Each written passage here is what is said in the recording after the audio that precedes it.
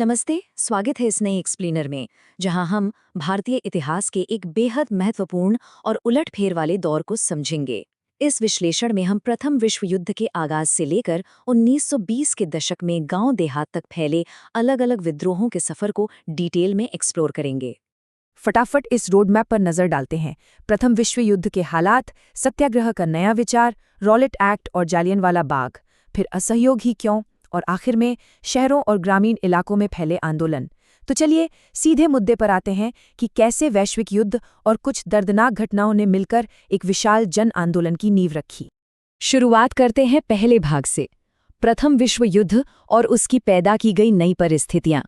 इस दौर को समझने के लिए ये जानना बहुत जरूरी है कि इस युद्ध ने देश को आर्थिक और सामाजिक रूप से कितना निचोड़ लिया था।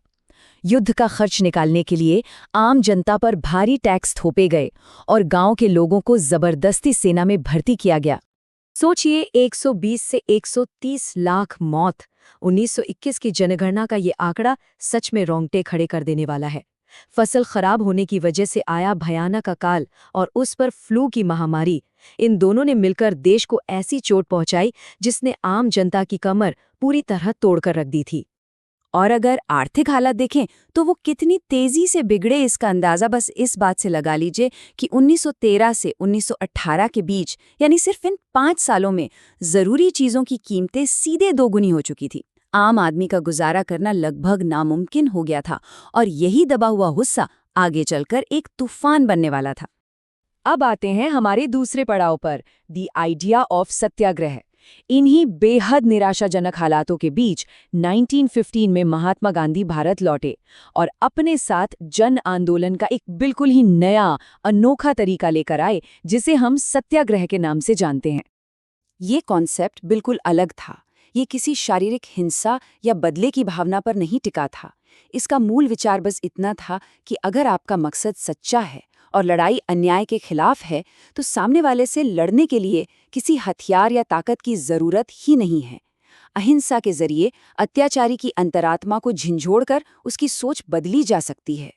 भारत आने से पहले ही इस अहिंसक रणनीति का एक बेहद सफल टेस्ट हो चुका था। गांधी जी ने दक्षिण अफ्रीका में वहां की नस्लभेदी सरकार के खिलाफ इसका इस्तेमाल किया था और इस सफलता ने साबित कर दिया था कि ये तरीका वाकई काम करता है। और भारत आते ही इस तरीके ने अपना कमाल दिखाया। 1917 में बिहार के चंपारण में अत्याचारी बागान व्यवस्था के खिलाफ, फिर खेड़ा में किसानों के लगन माफी के लिए, और 1918 में अहमदाबाद के सूती कपड़ा मिल मजदूरों के हक में। इन शुरुआती सफलताओं ने एक मजबूत आधार तैयार कर दिया। अहिंसा का ये हथियार अलग अलग समुदायों की परेशानियां दूर करने में बिल्कुल फिट बैठ रहा था। खैर, अब चलते हैं तीसरे भाग की तरफ, रॉलेट एक्ट और जलियनवाला बाग। 1919 आते आते अहिंसा का ये नया तरीका अंग्रेजी सत्ता के साथ एक बेहद विस्फोटक टकराव में बदलने वाला था। तो आखिर ये रॉलेट एक्ट था क्या भला? भारतीय सदस्यों के भारी विरोध के बावजूद अंग्रेजी सरकार ने काफी जल्दबाजी में ये कानून थोप दिया था और यही कानून पूरे देश के गुस्से का एक सबसे बड़ा ट्रिगर पॉइंट बन गया। इस कानून की शर्तें सुनकर ही हैरानी होती है। बिना किसी मुकदमे के सीधे 2 साल के लिए जेल। जब इस ड्रकोनियन कानून के विरोध में देश भर में हड़ताल शुरू हुई तो अंग्रेज अधिकारी बुरी तरह बौखला गए। उन्होंने आनन फानन में स्थानीय नेताओं को अरेस्ट करना शुरू कर दिया। यहां तक कि गांधी जी की दिल्ली एंट्री पर भी बैन लगा दिया गया। माहौल तब और बिगड़ गया जब अमृतसर में शांतिपूर्ण प्रदर्शन पर गोली चलाई गई। लोगों ने गुस्से में आकर बैंकों और डाकखानों पर हमला कर दिया। हालात ऐसे हो गए कि सरकार को मार्शल लॉ लागू करना पड़ा, यानी पूरा कंट्रोल अब सेना के हाथ में था और कमान थी जनरल डायर के पास। और फिर आया 13 अप्रैल 1919 का वो काला दिन, बैसाखी का मेला और शांतिपूर्ण विरोध। इस सब के लिए लोग जलियांवाला बाग में इकट्ठा हुए थे। जनरल डायर वहां पहुंचा, बाहर निकलने के सारे रास्ते बंद किए और अनजान निहत्ती भीड़ पर अंधाधुंध गोलियां चला दी। सैकड़ों निर्दोष लोग मारे गए। इतिहास बताता है कि डायर लोगों के मन में आतंक का एक मॉरल इफेक्ट पैदा करना चाहता था। इसके बाद जो भयानक दमन हुआ उसने आम लोगों को तोड़कर रख दिया और मजबूरन गांधी जी को अपना आंदोलन रोकना पड़ा। यहां से शुरू होता है चौथा भाग, वाई नॉन कोऑपरेशन। इस सब के बाद सवाल ये था कि अब आगे क्या? एक बात साफ थी कि अब एक व्यापक, एकजुट आंदोलन की जरूरत है, जहां हिंदुओं और मुसलमानों को खिलाफत मुद्दे के जरिए एक साथ लाया जा सके। यहीं से जन्म होता है असहयोग आंदोलन की रणनीति का। इस पूरे आइडिया का कोर छिपा था गांधी जी की 1909 की किताब हिंद स्वराज में। उनका लॉजिक बिल्कुल सिंपल और साफ था। अंग्रेज भारत में इसलिए टिक पाए हैं क्योंकि भारतीयों ने उनका सहयोग किया है। अगर जनता अपना सहयोग देना बंद कर दे तो 1 साल के भीतर ही ये अंग्रेजी प्रशासन ताश के पत्तों की तरह ढेर हो जाएगा। काफी इंटरनल डिबेट के बाद दिसंबर 1920 में एक proper step by step plan बनाया गया। पहला स्टेप, सरकार की दी हुई सभी उपाधियां वापस करना।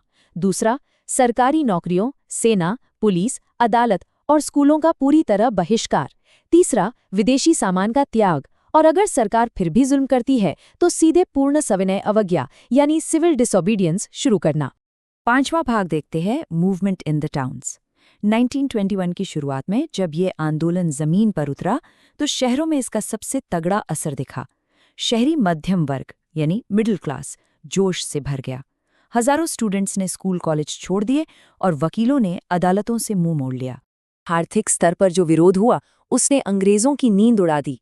विदेशी कपड़ों की बड़ी बड़ी होलियां चलाई गईं और शराब की दुकानों पर जोरदार पिकेटिंग हुई, यानी दुकानों के रास्ते रोक दिए गए। ये पूरी तरह से एक इकोनॉमिक बॉयकॉट था जिसने औपनिवेशिक सरकार की आमदनी पर गहरा चोट किया। जरा इन नंबर्स पर गौर करें। विदेशी कपड़ों का आयात 1920 में 102 करोड़ रुपए था, जो 1922 आते आते आकर सीधा 57 करोड़ पर गिर गया, लगभग आधा। हालांकि बाद में शहरों में ये मोमेंटम थोड़ा धीमा जरूर पड़ गया क्योंकि खादी बहुत महंगी थी जिसे गरीब खरीद नहीं सकते थे और नए भारतीय स्कूल अभी बन ही रहे थे। आखिर में चलते हैं छठे भाग की तरफ, rebellion in the country side. शहरों के शोर शराबे से दूर गांव देहात में भी इस आंदोलन की लहर तेजी से फैल रही थी। पर इंटरेस्टिंगली यहाँ लोगों ने स्वराज का मतलब अपने अपने हिसाब से निकाल लिया था। गांव का असंतोष ठीक से समझना है तो बेगार को समझना होगा। जमींदार और तलुकदार गांव वालों से बिना एक पैसा दिए जबरदस्ती मजदूरी करवाते थे। किसानों को सबसे पहले इस फ्री लेबर और भयानक लगान से आज़ादी चाहिए थी। उनके लिए यही असल असहयोग था। अब देखिए अलग अलग जगहों पर तरीके कितने अलग थे। एक तरफ अवध के किसान थे जो जमींदारों से भिड़ गए, लगान कम करने की मांग करने लगे और उन्होंने बाजारों तक लूट लिया। वहीं दूसरी तरफ आंध्र प्रदेश की गुडेम हिल्स में आदिवासियों ने सख्त जंगल कानूनों के खिलाफ हथियार उठा लिए और एक मिलिटेंसी भरी गुरिल्ला वॉर शुरू कर दी। दोनों ही ग्रुप्स ने गांधी जी के नाम का सहारा लिया, लेकिन उनके एक्शंस हिंसा के फॉर्मेट में बिल्कुल फिट नहीं बैठ रहे थे। तो इस विश्लेषण के अंत में एक बहुत ही गहरा और सोचने पर मजबूर कर देने वाला सवाल पीछे छूट जाता है। अगर शहर के पढ़े लिखे लोगों, गांव के किसानों और पहाड़ों के आदिवासियों के लिए स्वराज का मतलब इतना अलग अलग था, तो क्या हम इसे वाकई में एक एकजुट यूनिफाइड नेशनल मूवमेंट कह सकते हैं, या फिर यह महज कुछ स्थानीय विरोधों का एक सिलसिला था जो शायद कुछ वक्त के लिए एक ही झंडे के नीचे जमा हो गया था? इस जटिल इतिहास को समझने और हमारे साथ इस सफर में जुड़ने के लिए धन्यवाद। अगली बार एक और नए और रोचक विश्लेषण के साथ आपसे फिर मुलाकात होगी।